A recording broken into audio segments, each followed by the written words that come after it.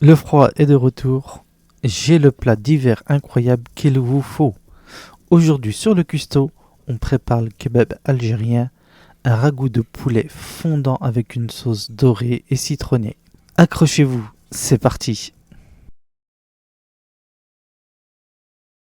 Alors le kebab, c'est un grand classique de la cuisine algéroise. On l'appelle aussi le kebab el Hassemi. C'est un plat à sauce blanche, réconfortant, qu'on prépare traditionnellement avec du poulet ou de l'agneau. C'est un plat de fête, un plat familial, et c'est surtout une star pendant le mois du Ramadan. Il est riche, parfumé, parfait pour la table de l'iftar après la rupture du jeûne. Aujourd'hui, on le fait au poulet. Vous allez voir, c'est incroyable. On commence. Dans une cocotte chaude, on met une bonne noisette de semaine. Si vous n'en avez pas, vous pouvez utiliser du beurre. On va y déposer nos morceaux de poulet. L'astuce ici, c'est de prendre le temps. On veut une belle coloration dorée sur toutes les faces. C'est cette étape qui va donner toute la profondeur à notre sauce. On ne cherche pas à cuire le poulet, juste à bien le saisir. Une fois le poulet bien doré, on ajoute un gros oignon rouge haché très finement. On va le faire suer quelques minutes jusqu'à qu'il devienne translucide. Maintenant, les épices, c'est ça la signature du kebab.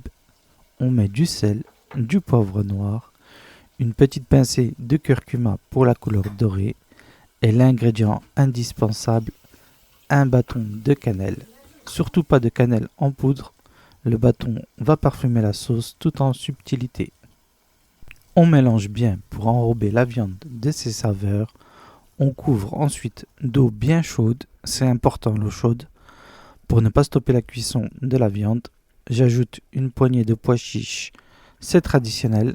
Vous pouvez utiliser des pois chiches en conserve, bien rincés, ou des pois chiches secs que vous aurez fait tremper la veille. On couvre et on laisse mijoter 30 à 40 minutes jusqu'à ce que le poulet soit fondant. Pendant que le poulet mijote, on s'occupe de l'autre star du plat, les pommes de terre. On va les couper en frites, mais assez épaisses, en gros quartiers. On va les faire frire dans un bol d'huile, mais attention, on ne les cuit pas complètement. On veut juste une belle coloration dorée. Elle doit rester un peu ferme à l'intérieur, car elles vont finir leur cuisson dans la sauce. Réservez-les. Notre poulet est cuit, la sauce a bien réduit, c'est le moment d'ajouter nos frites dorées. On les plonge délicatement dans le bouillon. On va les laisser mijoter 5 petites minutes de plus, juste le temps que les pommes de terre s'imbibent de cette sauce incroyable et deviennent fondantes. Et maintenant, l'étape finale, le secret du kebab qui fait toute la différence. Hors du feu, très important, on coupe le feu. Dans un bol, j'ai battu 2 jaunes d'œufs avec le jus d'un demi-citron et beaucoup de persil frais haché.